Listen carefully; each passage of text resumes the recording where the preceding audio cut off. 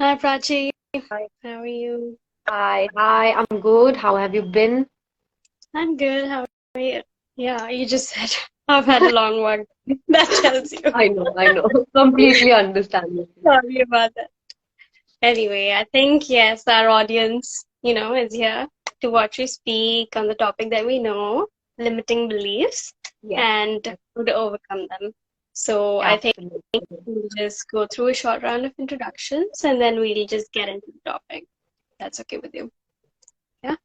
So, hi everyone, I'm Shivani, and as you all know, this is Prachi, a counseling psychologist, and she's here to talk about, limiting beliefs, what they could be and how to overcome them, and some other topics that we will discuss.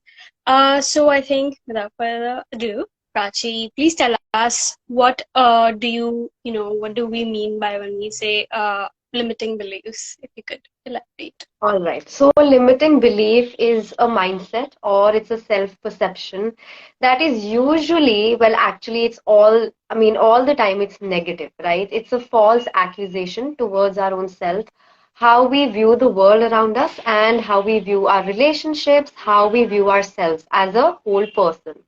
Now, limiting belief is something, to simply put, it's a false judgment, right? We constantly find ourselves, doing so many things, and sometimes we get stuck in this loop that, am I even doing things the right way? Or, am I even good, right?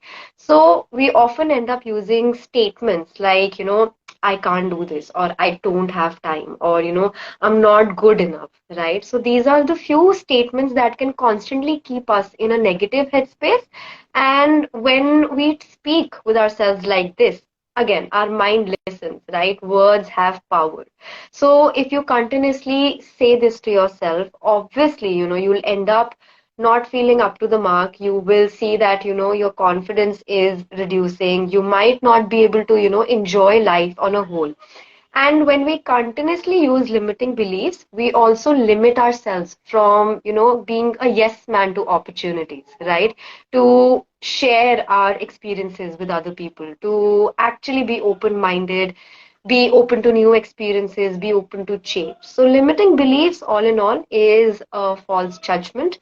And it might also sound like, for example, let's say that, somebody might be limiting themselves by saying that, I am not good at public speaking, so I might not be inspirational at all. Or, I don't know much, so I think I'm dumber than my friends, right? So such statements are limiting beliefs. Great insight into that elaboration. Thanks, Prachi. I think the next thing, I'd like to know from you. So what causes, if anything, these limiting beliefs? All right. So there are certain things, certain reasons that can cause limiting beliefs. Number one is, our family systems. All of us come from a very different background, right? The dynamics in the family is so different. And usually we give in to the authority, right? Our parents instill so much value and, so many um, more or so on the lines of morality, right? And we keep listening to them. I'm not saying it's a bad thing, of course. We should know, our familial roots, and we should know that how relationships work in our family. But then again, our family has such a great influence on us that sometimes we might limit ourselves, by not opening up as much. Even during the sessions, there are so many times when clients come up and they said that, we're not able to make progress because, I have a different set of views towards the world.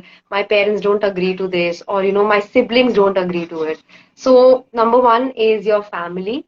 And by all means, I don't mean that go against your family, but yes, having conversations in the house on a dinner table, how you see life differently and how I see it, I think there can be a middle ground that you can find. Number two, and I think I go big on this, is the education. The education system actually, it puts those blinders around us, right? Like a horse. Like you can't see left and right. You're only supposed to see what the teacher is telling you. And teachers actually also impact our, truth, right? The why. Like walk your why. What's the why of my life?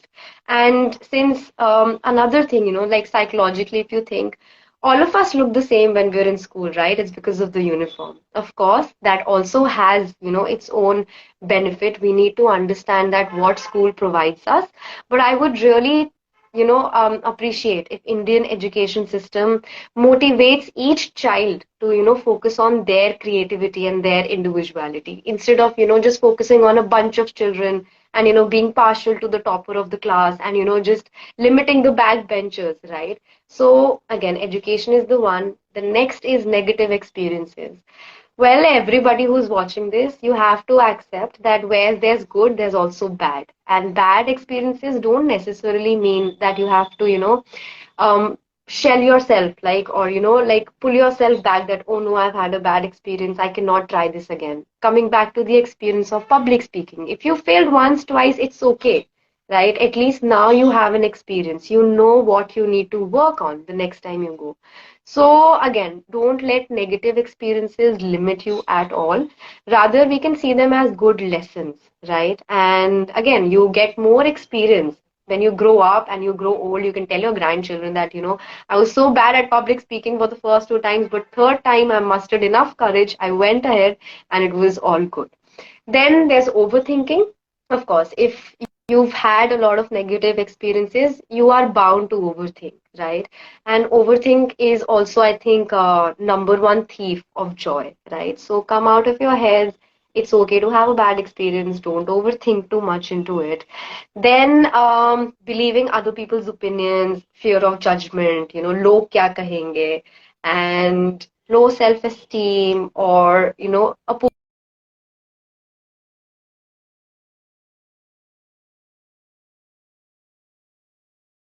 to think about it is very important because we spend time with ourselves so much that we end up talking to ourselves a lot, right? And if you really notice that sometimes our self talk can be a lot more negative. So instead of thinking about, what are your shortcomings and what are your weaknesses, you can always make time to think about your achievements. And I think everybody should go around and speak highly of themselves. It might look cocky to other people, but I think you're also being, confident in your own skin. So yeah, causes, again, I would repeat: family, education, opinions and judgment of other people, poor self dialogue, low self esteem, negative experiences, and yeah, that's about it. Those are the causes, I believe. Yeah, I think that covers the vast majority of the situations I think we as individuals, go through anyway. Personally, I mean, at school, I've had some not so positive, beliefs that I had to work very hard on to let go of. So I definitely think, that's something that definitely does affect people, how they go forward with that sort of mindset, definitely. So I think next, let's discuss, some of the examples. So in these situations, maybe let's say Mhm. what could be some of them. Okay, so usually you can identify limiting beliefs where you have words like I can never do this, right? Like never is a limiting belief. Then I cannot do this, or I'm not worthy, or oh no, why does this happen with me only? Is the universe against me? Then I know I will be judged for sure, so I will not do it. Or I need more time before I can change, or feeling like I can't do this, or I'm stupid, or I'm a loser, I'm a failure. And most common I've seen is that it's too late to change, right? Well, I think it's never too late to change. If you start seeing yourself as a learner, as somebody who's always looking for opportunities, it's better that way, right? So yeah, I can't, I'm not, I'm a loser, all these labels that we give ourselves, these are the few negative or limiting beliefs that we end up using, and we use them very casually. It's not like I don't use them, I also use them, and it's so hard to catch myself and remind myself that okay, I should not be doing this, right? So yeah, these are the few examples that I can think of. Great. I think yes, definitely we all should keep a lookout on our own language as to how we use it, right? Because it does sort of get, embedded into our consciousness as well. So I think so. Examples aside, are there any other factors or like ways to identify such beliefs, maybe patterns or something in an individual? Okay, I think number one is that people should always be ready to have a conversation with different set of people, right? You can go have different kind of conversation with your friends, with your family members, maybe your college teachers, your mentors, right? Your neighbors, and even a vegetable vendor on the street, right? Because you get to learn so much. Then conversation is one. Number two is write your feelings down. Always make time to write your feelings down. And I think sometimes, people also find a lot of difficulty in, just thinking that, okay, what should I really write about? I want to journal, but I don't know what should I write about. So what I suggest is that people can also have a thought log, right? In the morning, just get up, set an intention, go ahead, write it down. Then next is assess your behavior. If you've had any negative experience, just try to come out of it, and or whenever you're free, sit and backtrack a little bit, that how did I react in that situation, or what is it that I said that impacted me or the situation, or even the other person. Sometimes, Shivani, I think it's not even us, but the other person ends up saying so much to us that we think that what they're saying is true, and then we repeat their words in our head. So yeah, make sure that your conversations are healthy. And if somebody has said something to you, go around, ask them that, hey, can I have a conversation? I remember you said something. I'm thinking, a lot into it. Could you let me know if, I'm thinking on the same lines? And this is something that I suggest to a lot of corporate people, right? You have bosses around you, you have a management that you need to answer. So if at any time your boss is not happy with you, don't take it personally. They are also pressurized. They also need to give in the work in the company. So yeah, identify, write down your beliefs, assess your behavior, and you can also categorize, right? Like sometimes we don't always have limiting beliefs in one aspect. It could be financial, it could be relationships, it could be, relationship with myself, it could be my health. So write your limiting beliefs, categorize them, and then examine, what is helping you grow and what is limiting you, right? So these are the two ways we can very easily identify our limiting beliefs. Great. I think according to like how an individual feels, the aspects in their lives, they can prioritize and categorize them, obviously, right? So I think, okay, after identifying, then I think the next step would be to like how to work on them, because now you know what the problem is, how to, sort of resolve that, if you could shed some light. Right, right. So number one is, again, after you're done identifying and writing your beliefs down, assess the accuracy, right? Don't give in to what your mind is saying. At least have an evidence, right? So for example, let's say that, I am somebody who's been feeling sad, right? And I have seen that, okay, nothing in my environment is making me sad. My job is okay. I'm getting a good compensation. My relationships are fine. Still, I'm not feeling well.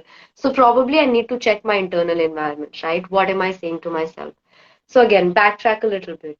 See what made you talk very negatively about your own self. So that's where the accuracy comes from. Then next is positive affirmations. A lot of people think that positive affirmations don't work, but then again, it is evidence based. It's scientific. Positive affirmations do work. When we go around complimenting other people, they do feel happy, right? So I think we shouldn't shy away from using those same happy words to ourselves. And positive affirmations can be used in the morning. I generally use them in the morning right after waking up to set an intention for the day. If somebody is in a really, like in a hurry, maybe you can end your day with positive affirmations and set the intention a day prior, right? Then next is not giving up. It will be very, very difficult. You might feel like that, oh, this is not working out. My beliefs are not going anywhere. No, they will go. Practice it enough. And lastly, I would say get in touch with a therapist, right? Because the loop in the head gets so strong that it's very hard to come out of it. And that's absolutely normal. We as human beings, we are pressurized to do a lot of things. And it's very hard to, be at your A game in every aspect of life. So maybe get in touch with a therapist, speak to them, identify if there's any thinking error, right? Where, we think in all or nothing shades, or, we label, there's emotional reasoning. So again, all of these things will help in, getting rid or at least managing your limiting beliefs. And again, I would say for the positive affirmations, try using them in present tense, right? Instead of saying that I will be wealthy or I will be smart, just start saying it, right? That I am smart, I am wealthy, I am healthy, I am intelligent, I am beautiful. And then you see the change in energy you instantly feel. Great. I think, yeah, definitely that sounds very helpful. I think those are some things that we can do, instill in our daily routine to, little by little, baby steps, obviously, and then see how it sort of changes us or changes the way we think, right? Because that is how we then change our actions, right? So I think that being said, like, would there be anything that, other people, like our friends or family, could do if they know that a person is quite critical of themselves or they have some self-limiting beliefs? So how do you approach a certain person who you have heard saying stuff like that? Okay, first things first, we instantly feel that, okay, if my sibling or like my family member or my friend or my partner is not feeling good, we would want to do something to get their energy up. Sometimes that can also put a lot of pressure on them to, not sit with their feelings and just come out of it. I would say give them their time, right? Let them be. And then secondly, ask them for time. When are they open to have a conversation around it? And don't give advices, give suggestions, say that this is what I've been observing. If you think I'm seeing it right, how can we move forward? Then, look for resources, right? Maybe look for good positive affirmations online, send them through text, or, take them out, for a new experience. Maybe go for lunch date, or, do something that they really like that will uplift their mood. Because again, it's like, you're being sad, Shivani, and I'm after your life. No, feel good, feel good. And it's not going to work, right? So unless I uplift Shivani's mood and I get her to that frequency that, okay, she will listen, right? And she will understand. And same goes for me, right? We should not expect that, okay, if I am helping my friend out or if I'm helping my loved one, they will listen. No, they are their own human beings. So again, after having that conversation also, give them a little more time to, wrap their heads around it, and don't force them. I would say never, ever, ever, ever force anybody, right? Because again, it's not going to help you, it's not going to help them, rather it would make things more worse. So yeah, be around them, make them feel happy, make them feel heard, make them feel seen, and maybe, not correct them all the time, not give them instructions all the time, because that will also pressurize them to behave and act in a certain way, which will automatically, put them in this headspace that, okay, I have to pretend to be good, I have to pretend to be positive, I have to pretend to, feel happy.